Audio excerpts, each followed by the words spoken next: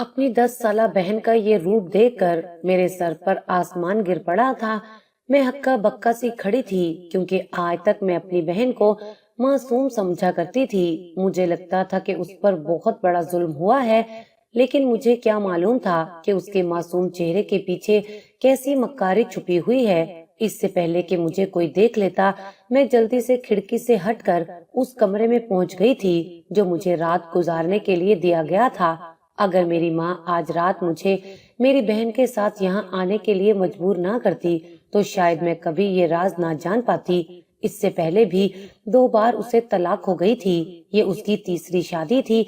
हर बार शादी की रात जब वो तलाक का धब्बा लेकर हमारे घर आती, तो रो रो कर बेहाल हो जाती। सबको यही लगता कि उस बेचारी के साथ जुल्म हुआ है, लेकिन ये कोई भी नहीं जानता था कि इन तलाकों के पीछे उसकी असल वजह क्या थी। लेकिन आज की रात इस रात से पर्दा उठ गया था। मेरी उम्र 18 साल थी और मेरी सबसे छोटी बहन 10 साल की थी। देखा जाता तो बड़ी होने के नाते मेरी शादी पहले होनी चाहिए थी, लेकिन मेरी सिर्फ मंगनी हुई थी, और वो भी इसलिए क्योंकि मैं नौकरी करके घर का खर्चा चलाती थी।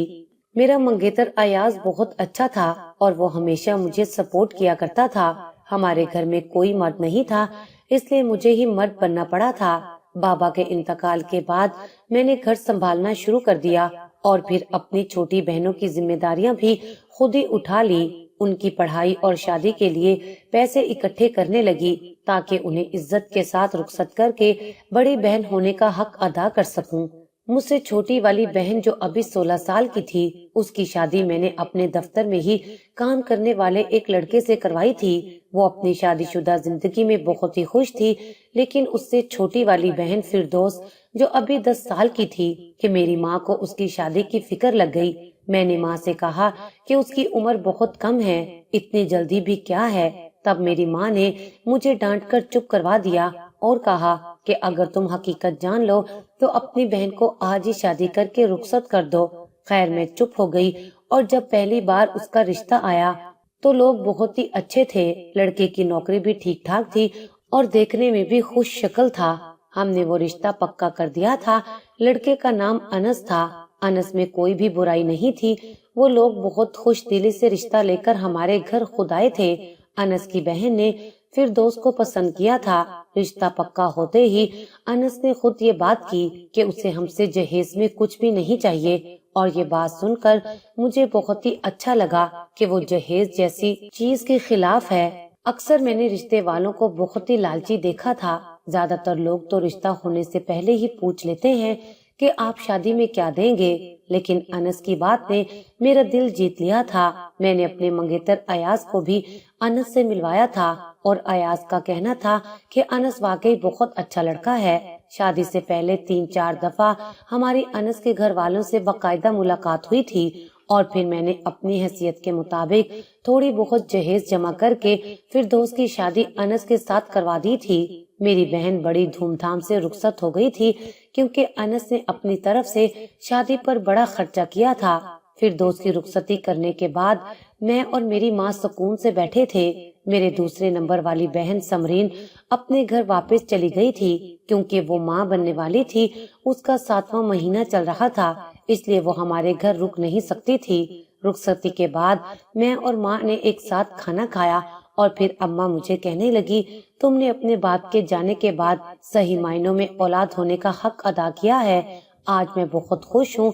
खुदा ने भले ही मुझे बेटा नहीं दिया, लेकिन बेटे से ज्यादा अच्छी बेटी दी है। मैं बड़े लाड से अम्मा की गोद में सर रखकर लेट गई। अम्मा कहने लगी कि अब तुम अपनी शादी के बारे में सोचो। तुम्हारी दोनों बहनें अपने अपने घरों की हो गई हैं। मैं अपनी शादी की बात सुनकर खिलखिलाकर हंसी थी, और फिर अचानक घर का दरवाजा बजा था। अम्मा ने हैरत से मेरी शक्ल देखी और कहने लगी, रात के इस पहर कौन आया होगा। सारे कामों से फारिग होकर हमें रात के 2 बज गए थे, और उस वक्त दरवाजे पर किसी का आना बहुत ही अजीब बात थी। मैं और अम्मा दरवाजे पर पहुँचे और आवाज देकर पूछा, कौन है? तो दरवाजे के बाहर से फिर दोस्त की आवाज सुनाई दी थी। वो कहने लगी, खोलिए आपा, मैं हूँ। उसकी आवाज सुनते ही मेरे होश उड़ गए थे। मैंने जल्दी से दरवाजा खोला और देखा तो वो अपना एक बैग पकड़े अंदर आ गई। میں نے گھبرا کر پوچھا کیا ہوا ہے؟ تب وہ زاروں قطار روتے ہوئے میرے گلے لگ گئی اور پھر ایسی خبر سنائی کہ میری جان نکل گئی۔ کہنے لگی انس نے مجھے طلاق دے دی ہے، انہوں نے یہ شادی مجبوری میں کی تھی، وہ خوش نہیں تھے، اس لیے موقع ملتے ہی انہوں نے مجھے طلاق دے کر اپنے گھر سے نکال دیا ہے۔ اپنی بہن کی خوشی کی خاطر انہوں نے تو شادی کر لی تھی، لیکن وہ اسے نبھانا نہیں چاہتے تھے۔ پھر دوست کی بات سن کر میری حالت خراب ہو گئی۔ ایک باپ کی جگہ باپ بن کر بہن کو رخصت کرنا بہت مشکل کام تھا۔ اس کی شادی کی ناکامی کو میں اپنی ناکامی سمجھ رہی تھی، کیونکہ میں نے ہی صحیح لڑکے کا انتخاب نہیں کیا تھا۔ میری بہن کے آنسوؤں نے میرا دل دکھا دیا تھا۔ میں نے ہاتھ جوڑ کر اس سے معافی مانگی کہ یہ سب میری غلطی ہے، شاید مجھے انس کو اچھی طرح جان لینا چاہیے تھا۔ اس نے کچھ بھی نہ کہا، وہ بس روتی ہی رہی۔ اماں کہنے لگی کہ ابھی اور اسی وقت جا کر پتہ کرتے ہیں کہ ہماری بیٹی کے ساتھ ایسا کیوں کیا ہے انس نے۔ لیکن اس سے پہلے ہی فردوس نے اماں کا ہاتھ پکڑ لیا اور کہنے لگی ان کے گھر جانے کی کوئی ضرورت نہیں ہے، میں نہیں چاہتی کہ وہ آپ لوگوں کے ساتھ بدتمیزی کرے، کیونکہ اس نے میرے ساتھ بھی بہت برا سلوک کیا ہے اور اس نے مجھے بد کردار بھی ٹھہرا دیا ہے۔ وہاں جا کر سوائے ہماری بدنامی کے اور کچھ نہیں ہوگا۔ میں نے حیرت سے پوچھا لیکن اس نے تمہیں طلاق دی کیوں ہے؟ اگر تم اسے پسند نہیں تھی تو وہ شادی سے پہلے ہی یہ بات بتا سکتا تھا۔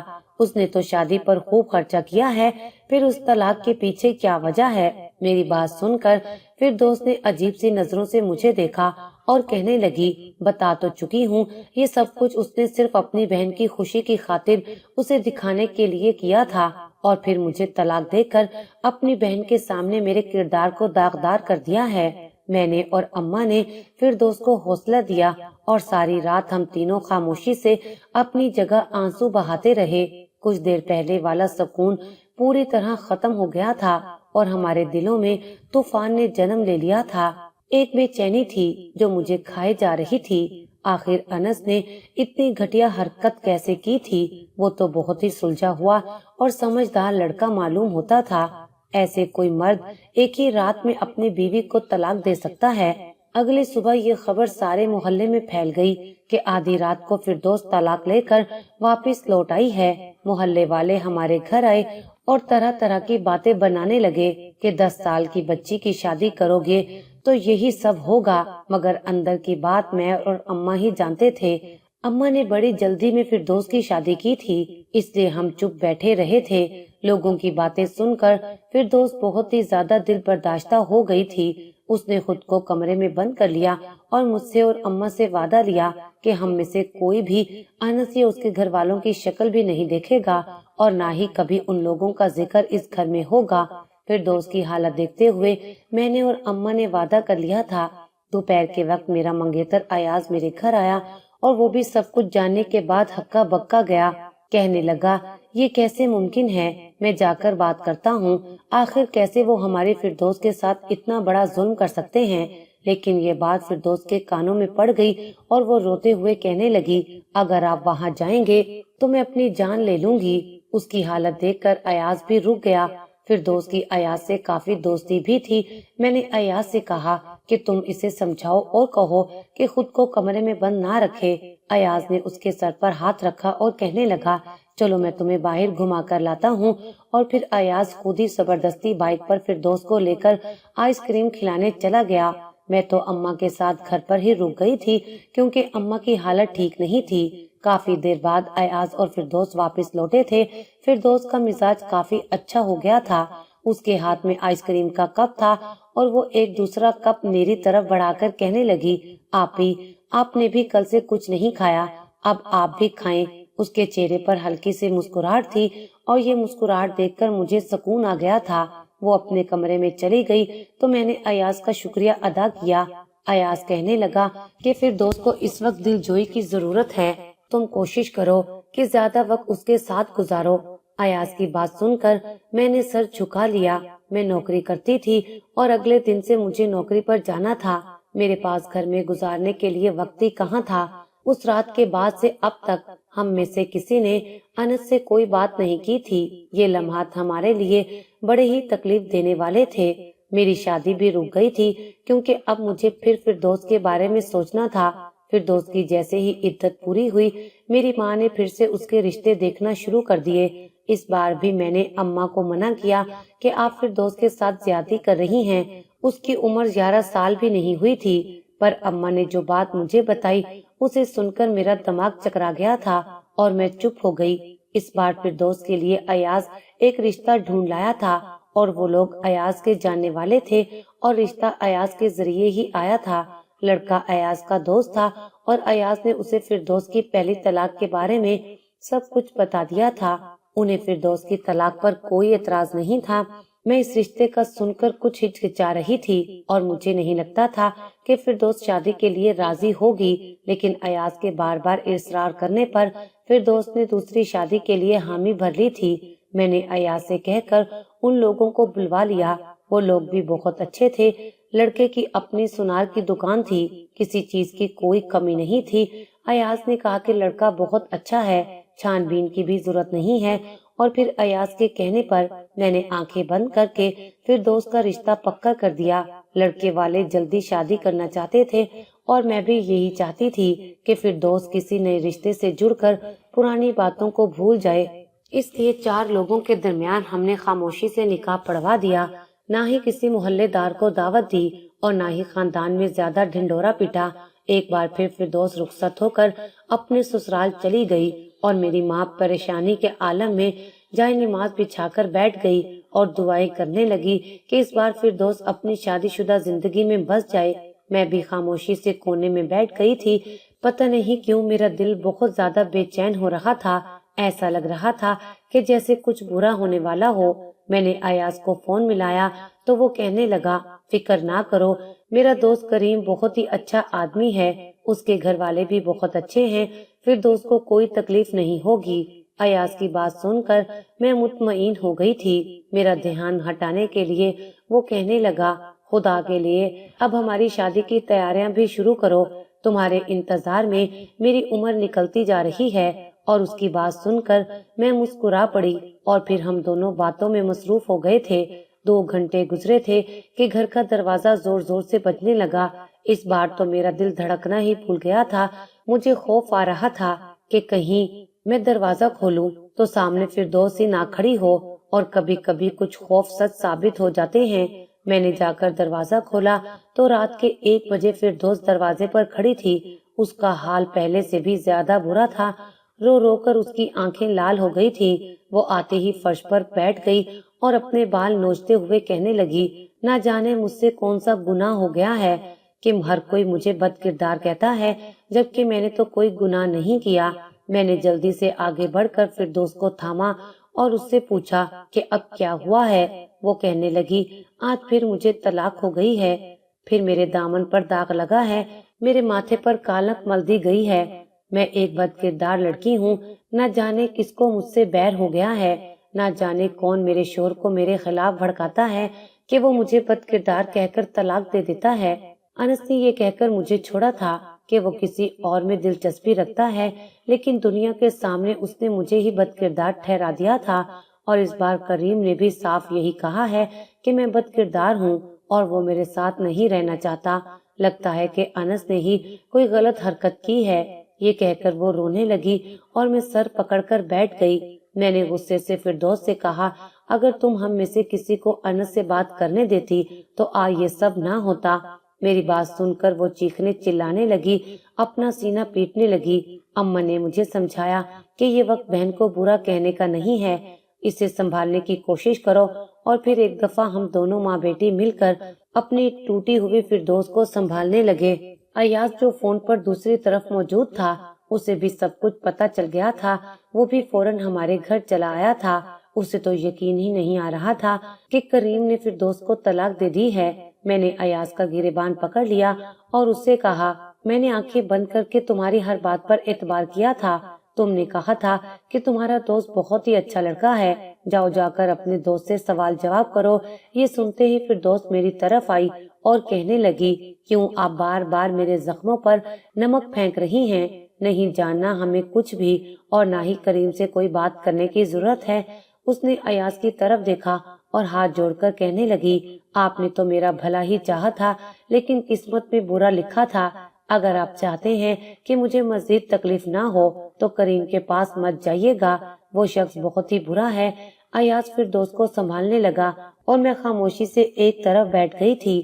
میرے پاس کہنے کے لیے شاید لفظ بھی باقی نہیں بچے تھے۔ جیسے تیسے ایاز نے ساری رات فردوس کی دلجوئی کی تھی اور اس سے وعدہ بھی کیا کہ وہ کریم کے پاس نہیں جائے گا۔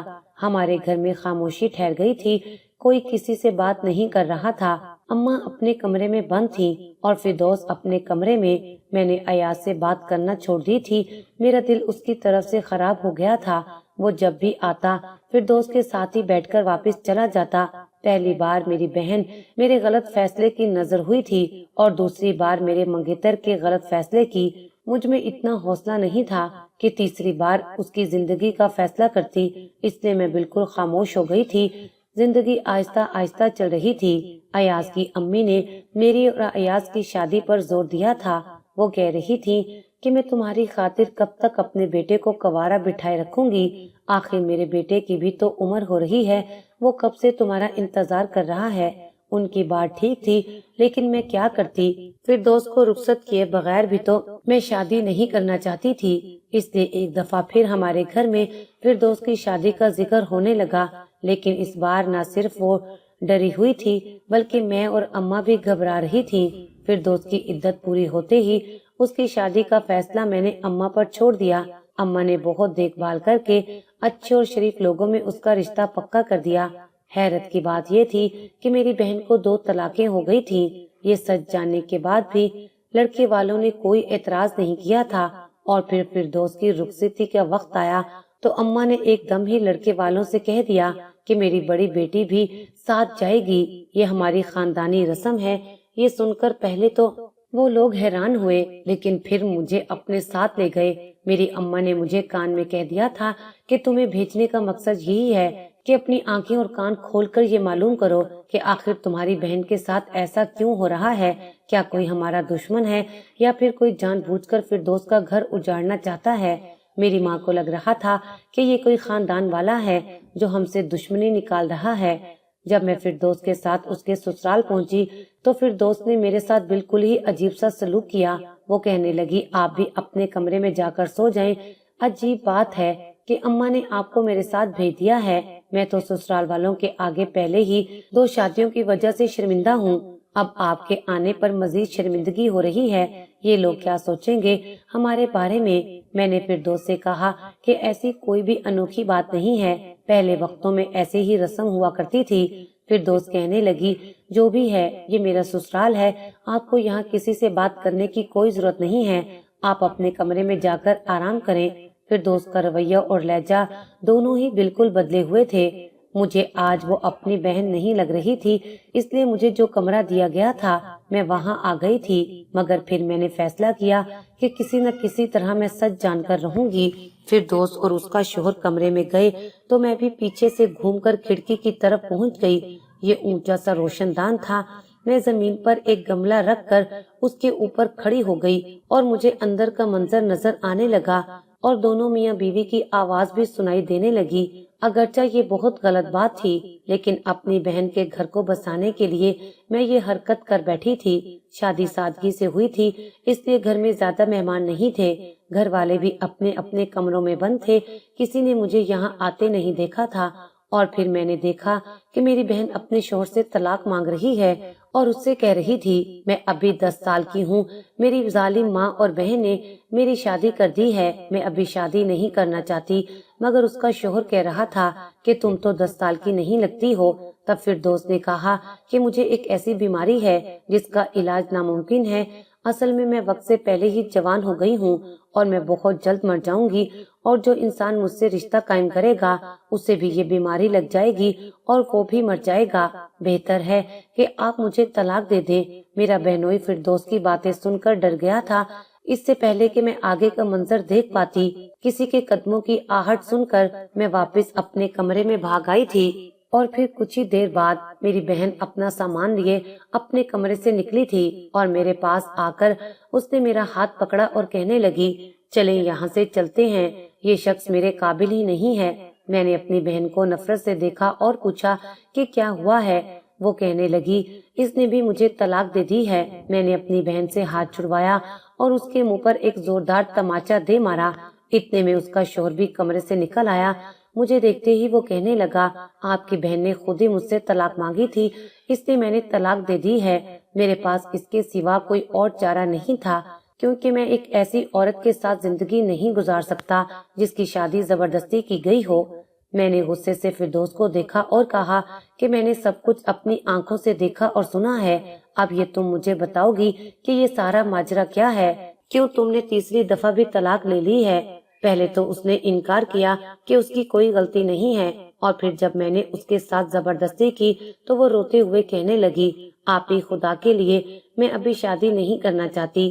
یہ بات میں نے امی کو کئی بار بتائی تھی، مگر وہ ہر بار مجھے مارتی بھی تھی اور کہتی تھی کہ اپنے آپ ہی کو کچھ نہ بتانا اور چپ کر کے شادی کر لو، ورنہ مجھ سے برا کوئی نہیں ہوگا۔ پھر دوست یہ کہتے ہوئے رو پڑی کہ آپ ہی ابھی تو میرا دل کرتا ہے کہ میں چھوٹے چھوٹے بچوں سے کھیلوں، اپنی مرضی سے اٹھوں اور اپنی مرضی سے کھاؤں۔ میری بہن لگاتار روئے جا رہی تھی اور میرے دل کی دھڑکن بند ہو رہی تھی۔ دراصل اس نے اپنے شوہر سے سچ ہی بولا تھا۔ میری 10 سالہ فردوس کو ایک ایسی بیماری لگ گئی تھی، وہ 10 سال کی عمر میں ہی جوان ہو گئی تھی اور اس کا جسم بھی مجھ سے بھاری ہو گیا تھا اور اس کے چہرے پر جھریاں بھی آنے لگی تھی۔ ڈاکٹر کا کہنا تھا کہ یہ ایک ایسی بیماری ہے جس میں لڑکا یا لڑکی بہت جلد جوان ہو جاتا ہے اور عمر سے پہلے ہی بوڑھا ہو جاتا ہے۔ میڈیکل سائنس میں بھی ابھی تک اس بیماری کا کوئی علاج نہیں ہے۔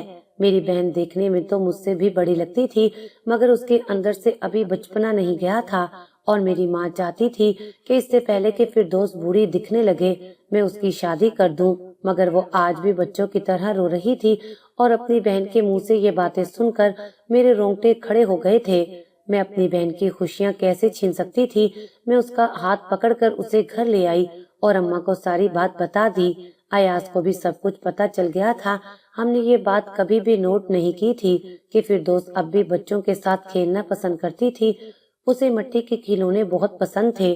بہت سوچنے سمجھنے کے بعد ہم نے یہ فیصلہ اللہ تعالیٰ کے سپرد کر دیا تھا۔ میں نکاح کر کے ایاز کے گھر آ گئی تھی کیونکہ اس کی ماں مزید انتظار نہیں کر سکتی تھی۔ آج میری شادی کو 2 مہینے ہونے والے ہیں اور فردوس 3 دفعہ طلاق کا داغ اپنے دامن میں لیے اماں کی دہلیز پر بیٹھی ہے۔ کبھی کبھی اس کے بارے میں سوچتی ہوں تو مجھے اس کی بہت فکر ستاتی ہے۔